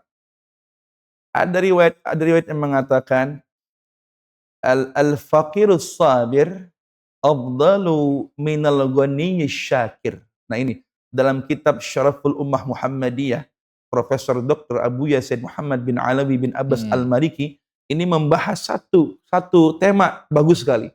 Dikatakan di situ bahwa al-faqirus sabir afdalu minal ghaniyyi syakir. Orang susah yang penyabar, ya, orang susah yang penyabar itu lebih utama dari orang kaya yang bersyukur. Kenapa itu? Saya ulangi dulu ya kaidahnya ya. Yeah. Orang susah yang penyabar itu lebih utama dari orang kaya yang bersyukur. Mengapa demikian? Kenapa orang susah yang penyabar itu lebih utama dari orang kaya yang bersyukur? Ketika orang yang dilanda kesusahan, ya, dilanda kesusahan, lalu ia tidak mengeluhkan kesusahannya kepada makhluk, ia memilih bersabar menerima ketentuan dari Allah Subhanahu wa Ta'ala di tengah keterpurukannya. Inilah hamba-hamba yang menjadi hamba-hamba pilihan Allah. Hamba-hamba yang kalau kita lihat flashback ke belakang, banyak hamba-hamba soleh yang diuji oleh Allah dengan kesulitan. Dan mereka lah menjadi orang-orang yang utama. Tapi banyak pula kalau orang kaya yang bersyukur, artinya begini, orang kaya bersyukur itu, cara bersyukurnya orang kaya banyak sedekah. Karena ibadah yang paling afdal buat para orang-orang kaya adalah dengan hartanya. Orang-orang susah itu dengan sabarnya. Jadi ulama ini beda pendapat sebenarnya. Ya, ada yang mengatakan bahwasanya orang kaya yang bersyukur itu lebih utama dari orang susah yang penyabar. Ya, ini ulama memang tidak sepakat dalam masalah ini, tapi intinya dua-duanya baik. Dua-duanya baik. Orang susah yang penyabar itu ini hamba terbaik di sisi Allah. Orang kaya yang bersyukur pun hamba yang terbaik di sisi Allah. Betapa tidak? Orang susah, ya dia mengalami kesusahan, dia fakir, dia miskin, tapi tetap bersabar dengan kondisinya. Kalau boleh saya bilang, ini adalah aktor terbaik. Ingat, dunia ini panggung sandiwara. Salah seorang penyair mengatakan demikian. Berarti setiap dari kita adalah aktor yang menjalankan perannya. Kalau dunia ini panggung sandiwara, kita pinjam kalimat itu ya. Kalau dunia ini panggung sandiwara, berarti setiap dari kita adalah aktor yang menjalankan perannya. Aktor yang terbaik adalah aktor yang menjalankan peran sesuai dengan skrip naskah dari adegan-adegan tersebut. Makanya kan aktor-aktor terbaik itu yang totalitas dalam berperan. Nah, ketika dia berperan sebagai orang yang, mohon maaf, orang yang fakir, orang yang susah, sedangkan ibadah utama orang yang fakir adalah sabar, maka dia adalah aktor terbaiknya Allah Subhanahu wa Ta'ala. Kenapa? Karena ketika ia menjalankan peran sebagai orang yang fakir, orang yang susah, dia sabar. Maka dia aktor terbaik. Aktor terbaik mendapat penghargaan dari Allah Subhanahu wa Ta'ala. Lalu perannya sebagai orang kaya. Dia punya kelebihan harta. Lalu ia jalankan perannya sebagai orang kaya dengan cara bersyukur. Bagaimana bersyukurnya? Dia sedekahkan hartanya. Ia berbagi kepada orang lain. Ya, bahkan dia merasa dia kaya, saya sudah haji. Kalau saya berangkat haji lagi, kan haji cuma wajib satu kali. Gimana kalau kayak saya berangkatkan orang haji dan umroh? Kata baik-baik nih, saudara sekalian. Sebenarnya kalau ada orang yang memberangkatkan orang lain umroh misalkan atau haji, itu sudah pasti diterimanya Allah Subhanahu wa Ta'ala. Yang penting dia ikhlas. Kenapa? Orang yang haji umroh itu kan banyak rangkaian ibadahnya, banyak ujiannya dan lain sebagainya. Tapi dengan mengeluarkan uang, berangkatkan orang umroh, maka ia dapat pahala sedekah sekaligus pahala orang yang umroh itu. Yang setara orang yang umroh itu. Dia sudah bersedekah, ia pun dapat pahala yang setara dengan orang yang umroh itu. Ini kan hamba cerdas menurut saya. Nah, inilah orang kaya yang bersyukur. Ia menjalankan perannya sebagai orang kaya dengan bersyukur. Maka ini aktor yang terbaik kalau kita meminjam istilah bahwa dunia ini panggung sandiwara. Maka dia aktor yang baik. Dalam tanda kutip, bahwa dialah hamba Allah yang telah menjalankan perannya dengan baik. Makanya saudaraku, saudara Bagus Rahman tadi yang dirahmati Allah, ketika kita susah dan tetap bersabar, percayalah bahwa Anda orang yang insya Allah bahagia dunia dan akhirat. Amin, amin. Mungkin zahirnya kesusahan kita alami, kita orang susah, tapi ternyata kita mampu menghadapi kesusahan itu dengan kesabaran. Itulah kebahagiaan yang sebenarnya. Baik. Allahu a'lam. Baik, terima kasih Ustaz. Oke, kita lanjut ke pertanyaan yang ketiga, yang terakhir nih Ustaz dari netizen nih. Baik. Oke. Kalau orang, ini dari Lina Nuraini nih. Mbak Lina Nuraini. Mbak Lina nih. Kalau orang kelihatan rajin ibadah, tapi suka nyakitin orang lain tadi katanya. Dia masuk tanda bahagia atau celaka tadi? Masya Allah. Sering ibadah, sering sholat, tapi masih suka nyakitin orang lain juga gitu. Nah itu gimana? Posisi dia tuh di mana tuh? Di ambang pertengahan atau gimana tuh Tad? Baik. Sebagai iktibar buat kita. Inna salata tanha anil fahsya wal munkar. Sesungguhnya salat itu dapat, inna salata tanha, itu fi'il mudhari. Dalam kaidah bahasa Arab itu fi'il mudhari ya, yang menunjukkan li zamanil hal wal mustaqbal. Artinya sesuatu yang berpotensi di masa kini dan masa yang akan datang. Artinya salat itu berpotensi di masa kini dan di masa yang akan datang untuk mencegah perbuatan keji dan munkar. Dalam tanda kutip, ini salat yang bagaimana? Yang berpotensi, yang dapat mencegah perbuatan keji. Apa itu keji? Perbuatan yang merugikan diri sendiri. Kalau munkar, perbuatan yang merugikan dirinya dan orang lain. Nah, kalau keji itu feedbacknya pada dirinya. Perbuatan yang merugikan dirinya, keji namanya. Kalau munkar, perbuatan yang merugikan dirinya juga merugikan orang lain. Itu munkar namanya. Nah, salat itu mampu menjadi pencegah untuk masa kini dan yang akan datang daripada perbuatan keji dan munkar. Nah, seharusnya orang yang rajin ibadah, dalam tanda kutip ibadah yang sebenarnya, ya, maka ibadahnya tersebut akan membuat dirinya mengerti betul bahwa ibadahnya itu akan membuat orang lain nyaman bersama dirinya. Muslim sejati, siapa dia? Nabi sebutkan, al-muslim, muslim itu man salima, ada orang yang merasa aman dari perbuatan tangan, dari perbuatan tangannya, dari perbuatan dirinya. Jadi muslim yang sejati ini Kang Torik adalah seorang muslim yang orang lain merasa nyaman dari perbuatannya. Jadi tolak ukur, ya, tolak ukur kualitas keislaman kita gampang. Dalam konteks kita berhubungan makhluk sosial ya. Kalau orang merasa nyaman dengan kita, tidak merasa takut dengan perbuatan kita, kita muslim sejati. Berarti ibadah kita sudah berhasil berefek. Tapi kalau kita seorang muslim yang beribadah, orang lain tidak merasa nyaman, bahkan naudzubillah malah menyakiti orang lain, berarti kalau menyakiti tidak menimbulkan rasa nyaman tentunya. Orang yang menyakiti orang lain berarti tidak menimbulkan rasa nyaman pada orang lain. Berarti itu bukan mukmin, bukan muslim yang sejati. Berarti selama ini ibadahnya sekedar menggugurkan kewajiban. Ingat, mengapa kalimatnya iqamus shalah, bukan if'alus shalah. Mendirikan salat, bukan mengerjakan salat. Dua hal yang berbeda. Sangat berbeda. Mendirikan dengan mengerjakan itu berbeda. Kalau mendirikan, seperti mendirikan kantor Nusantara Ilhami ini, dari apa dulu itu, Kang Torik awalnya? Mendirikan kantor ini. Dari batu bata. Dari pondasinya, batu bata, ceker ayamnya, dan seterusnya, sampai berdirilah megah bangunan kantor Nusantara Ilhami Haji Umroh Taul Travel ini. Nah, mendirikan itu berproses. Dimulai dari dasar sampai kepada bahan-bahan yang terkecil sekalipun semuanya terpenuhi. Itu membangun namanya, mendirikan. Tapi kalau mengerjakan ya asal-asalan. Yang penting berdiri.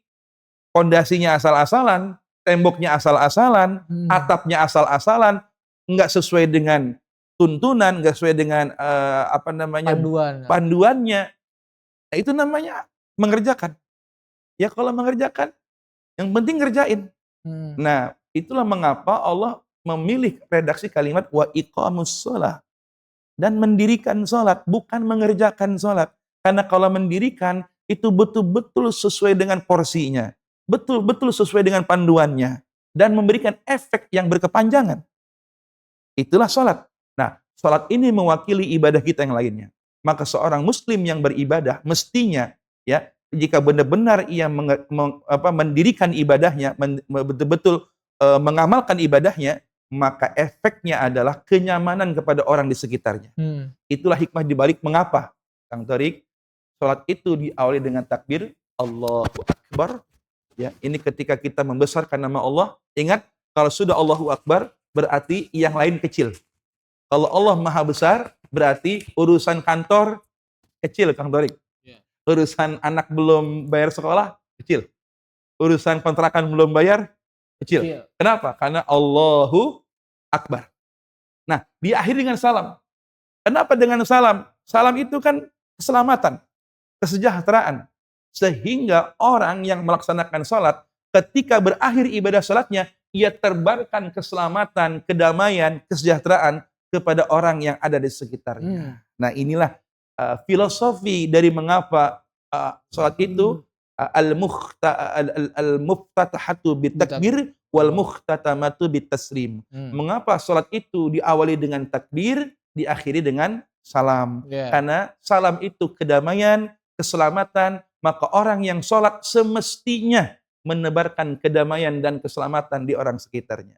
Nah, kalau ada orang yang ibadah tapi masih menyakiti orang lain, hakikatnya dialah orang yang celaka. Wallahu a'lam. Baik, terima kasih Ustadz. Baik, sebelum kita tutup, tentu kita sapa-sapa di Zoom. Oh, ini ada lagi yang nanya nih tadi nih. Pertanyaan terakhir. Tapi dari tadi Kang Muin mau bertanya, Kang Muin. Ya Ustaz, saya izin bertanya. Boleh sebentar pakai mikrofon, Kang Muin. Baik, ini Masya Allah. Ini tentang patriarki. Agak serem itu ya kalau soal ini kemarin. gara-gara info Israel, jangan-jangan ini ya. Ini Pak Ustadz, saya mau nanya gini sih Pak Ustadz, kita kan sebagai Silakan, manusia di dunia gitu kan, Oke. banyak orang yang lihat kita ini terlihatnya di dunia ini berhasil ataupun bahagia seperti itu Pak Ustadz. Tapi nanti itu ketika nanti di akhirat nih, ada kemungkinan nggak sih dari mungkin saya pribadinya nanti di akhiratnya itu celaka gitu Pak Ustadz seperti itu. Nah, itu bagaimana Pak Ustadz? Baik. Pertanyaannya, di dunia kita merasa atau tampak kita seperti orang yang bahagia, namun mungkinkah pada akhirnya nanti di akhir kita orang yang celaka? Kang Muin yang dirahmati Allah, Kang Muin yang disayangi Allah Subhanahu wa taala, sekaligus menjadi penanya terakhir nih ya. Karena ini sudah mendekati waktu Jumatnya. Iya. Kang Muin yang dirahmati Allah Subhanahu wa taala, ingat, dunia itu kontan, akhirat itu tempo. Dunia itu kontan, akhirat itu tempo. Maksudnya kontan, dunia itu bisa terlihat efeknya sekarang. Dunia itu bisa terlihat hasilnya sekarang. Kalau kita kerja di akhir bulan atau di awal bulan, kita dapat gaji. Jelas? Ya. Kalau kita jual beli, ada uang, ada barang, itu dunia. Tapi untuk akhirat, sekarang hari ini kita sholat, Kang Muin. Saya tanya, Kang Muin bisa hitung pahala sholat tadi subuh nggak? Kelihatan nggak pahalanya? Enggak. Akhirat itu tempo, Kang Muin. Akhirat itu sengaja Allah tempokan. Maksud tempo itu balasannya tidak dizahirkan. Balasannya tidak dinyatakan seperti kita kerja, dapat gaji, kelihatan gajinya. Nah, sekarang kita bertahun-tahun semenjak akil balik sampai sebesar Kang Muin ini, sholat, puasa, qiyamul lail, dan lain sebagainya, sedekah. Kok gak kelihatan pahalanya? Betul? Gak nampak jumlahnya. Ya memang seperti itu akhirat sifatnya. Akhirat dibuat tidak nampak balasannya Kang Muin, dibuat tidak seperti nyatanya dunia, agar supaya hanya orang-orang yang yakin kepada Allah yang bisa melakukan amaliyah akhirat itu. Kalau pahala dikasih lihat Kang Muin, saya yakin tidak ada masjid yang sepi. Misalkan habis sholat nih, pahalanya langsung cing masuk rekening Kang Muin. Hah? Langsung kelihatan gitu. Itu saya yakin nggak ada orang yang berbuat jelek. Iya. Pasti semuanya akan berlomba-lomba, bahkan sampai ada yang ngesot gitu, ya, sampai ada yang merangkak untuk datang ke masjid melakukan sholat dan lain sebagainya. Kenapa? Kalau pahala dinyatakan, kalau pahala ditampakkan, orang yang punya kerajaan akan meninggalkan kerajaannya. Kalau pahala ditampakkan, orang yang punya toko ditinggalkan tokonya. Orang yang punya perusahaan tinggalkan perusahaannya. Kenapa? Karena melihat betapa besarnya balasan dari Allah. Tapi akhirat tidak begitu cara mainnya. Akhirat itu disembunyikan oleh Allah, tetapi dia nyata, Kang Muin. Karena begini Kang Muin, cukup ya jadi hamba Allah yang profesional saja. Ya, yang wajib dari Allah laksanakan, ya, yang sunnah dikerjakan, perintahnya, larangannya tinggalkan semua. Yeah. Masalah nanti nasib kita di sana, begini Kang Muin, gampang tadi saya katakan. Orang yang bakal masuk surga itu gampang. Lihat saja kesehariannya. Kalau dia memang cenderungnya pada hal-hal yang baik, insya Allah min ahlil jannah. Amin. Amin. Tapi kalau kesehariannya, naudzubillah sampai wafatnya misalkan, lebih cenderung kepada hal-hal yang negatif, perbuatan-perbuatan yang maksiat, sampai akhir hayatnya, ini secara pandangan kasat mata kita, memang dia orang yang su'ul khatimah. Nah sekarang begini Kang Muin, untuk mengukur diri kita, saya yakin Kang Muin ini orang soleh. Terlihat dari pantulan wajahnya. Ini banyak keluar cahaya saya lihat dari wajahnya itu. Karena kalau di belakang gelap itu. Iya, karena pantulannya ini. Karena lampunya ada di sini. Nah ini saya lihat ini orang soleh. Makanya sudahlah, biarkan akhirat itu Allah yang maha mengetahui. Yeah. Yang penting sekarang peranan kita di dunia, ya, dunia ini mazra'atul akhirah. Dunia ini tempat sebagai bercocok tanam untuk akhirat.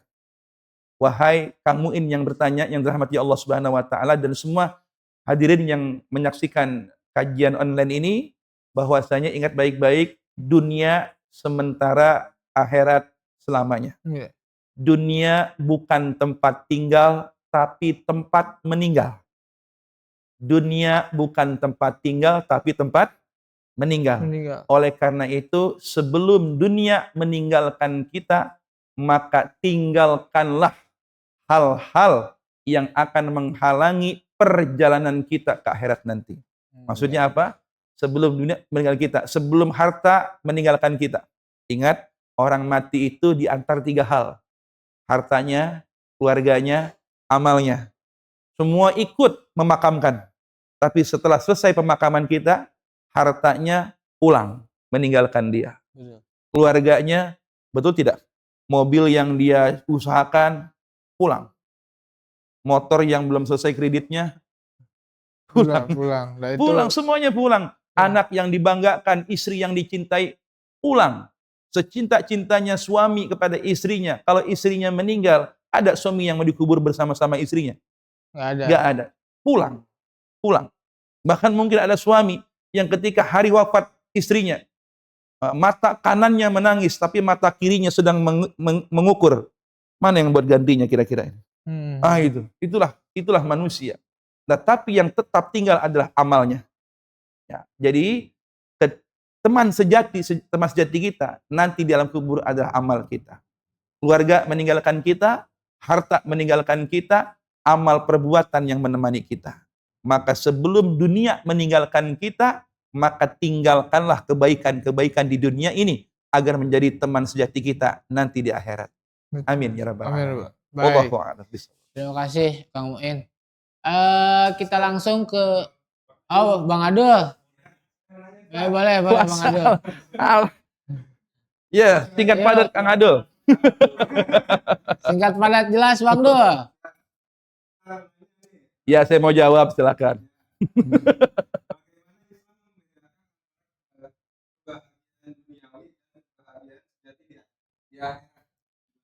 Bagaimana cara Islam memandang perbedaan antara kebahagiaan Duniawi dan duniawi?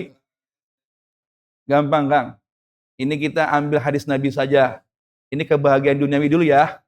Kan kita doanya Rabbana atina fid Fid dunya dunya hasanah. hasanah wa fil akhirati. hasanah. Artinya gini, di dunia pingin hasanah, di akhirat juga pingin hasanah, kan gitu. Tapi tolak ukurnya apa? Nabi bilang gini, min sa'adatil mar'i. Ya, Kang Adul ya. Kang Adul ya? Mana ya? Kang Adul. Encang, itu encang. Encang Betawi Adul. kan dia. Oh iya, Betawi. Encang Adul. Ini tolak ukurnya, Cang. Ini duniawi ya, berdasarkan Islam. Yang pertama, zauzatun salihatun. Punya pasangan yang solehah. Satu. Itu tolak ukur kebahagiaan dunia kita. Ya, ingat baik-baik, punya pasangan yang solehah. Yang kedua, wal maskanul wasi'. Punya tempat tinggal yang menenteramkan. Punya tempat tinggal yang luas. Kang Adul, kenapa luas di sini artinya apa? Yang bikin hati kita luas, nggak sempit. Jadi bukan masalah ukuran tempat tinggalnya. Bisa jadi ada orang yang tinggal di kontrak petakan gitu, tetapi setiap hari tertawa, ceria, gembira dengan istrinya. Betul? Tapi ada pula orang yang tinggal di istana dan megah, ya. Namun setiap hari tak ada kebahagiaan di rumahnya. Jadi yang kedua nih, tempat tinggal yang nyaman, tempat tinggal yang tentram, kan. Yang ketiga, wal markabul hani. Kendaraan yang nyaman, kendaraan yang tidak merepotkan. Jadi kalau punya motornya bensinnya nggak campur. Campur dorong maksudnya. Jadi bensinnya campur dorong, mogok terus maksudnya. Jadi walaupun motor kita motor jadul, tapi kemana-mana gas, cus terus gitu. Itu markabul hani namanya. Ya walaupun kita nggak punya mobil, tapi kita punya kendaraan yang nyaman. Nah itu. Jadi 3 Kang Adul ya.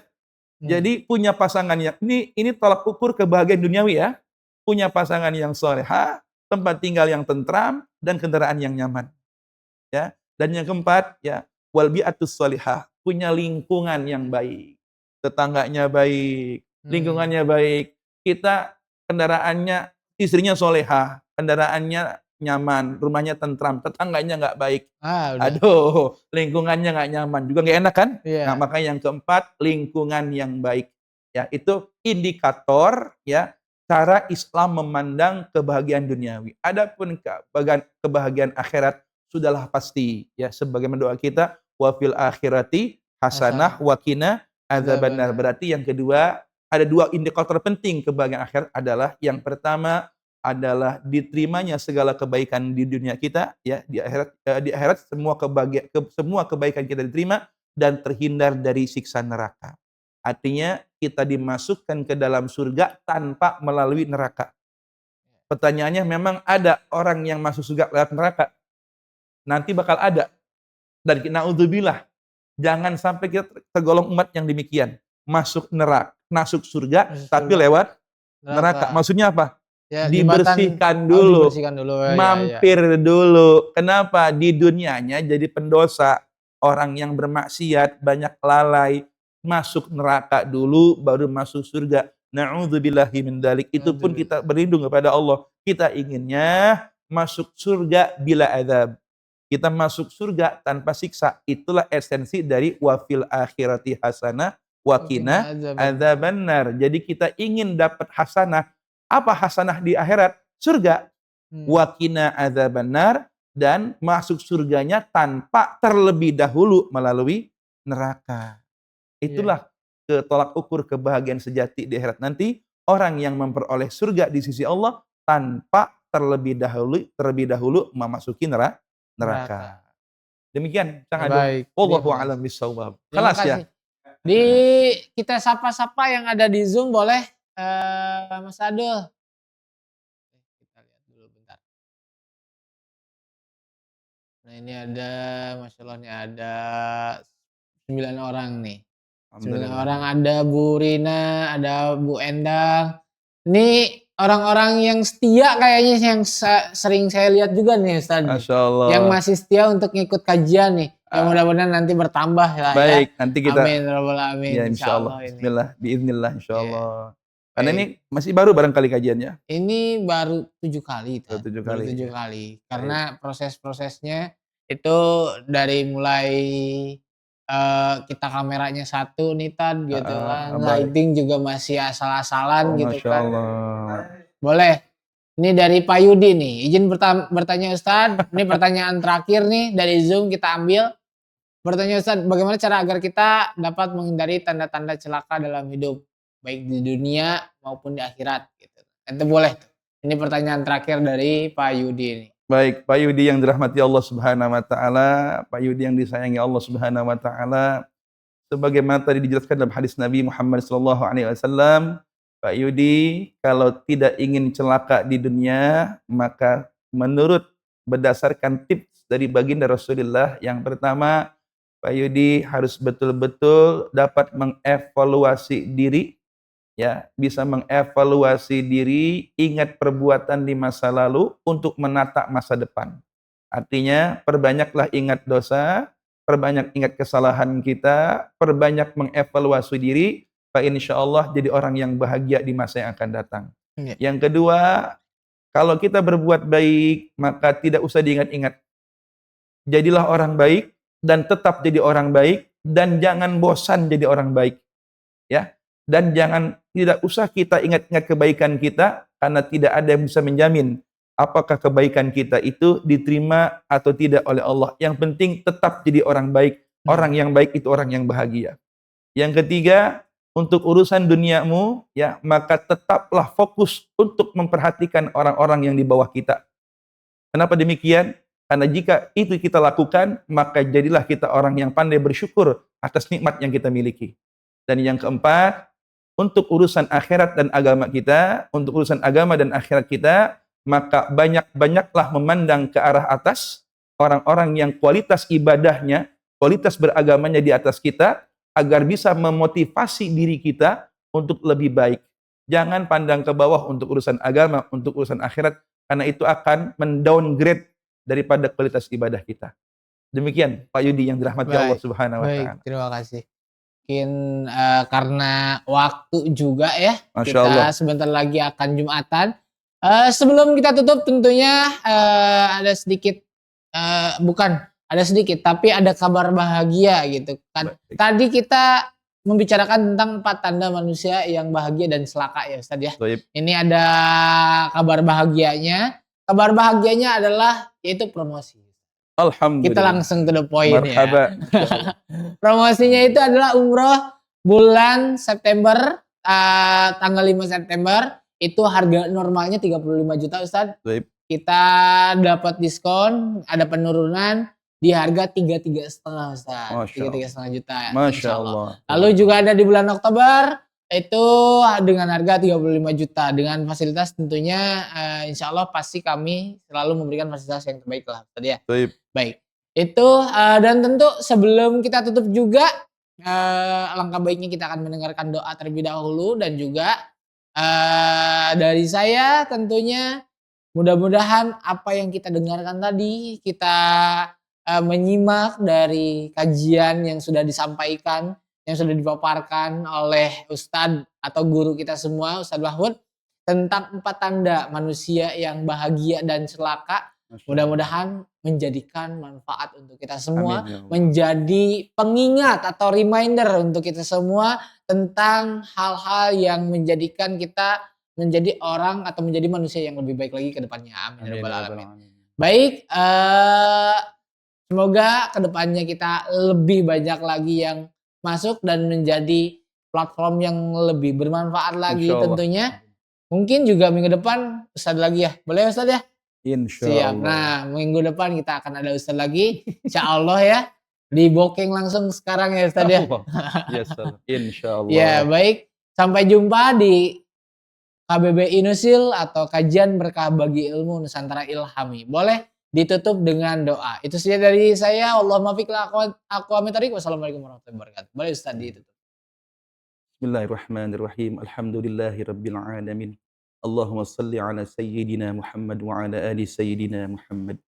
Allahumma inna nas'aluka al-'afwa wal 'afiyah wal Amin. mu'afata ad-da'imah fid dini wad dunya wal Amin. akhirah.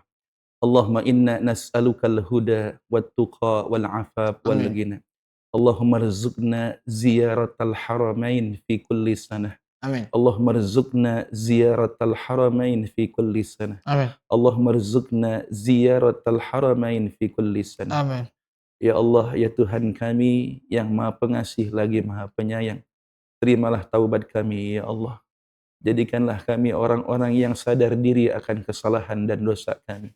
Ya Allah, ya Rabbana, ya Karim, kami mohon kepadamu, bersihkanlah hati kami dari segala karat hati yang menodai hati kami ya Allah. Amin. Ya Allah, ampunilah dosa-dosa yang telah diperbuat oleh panca indera kami.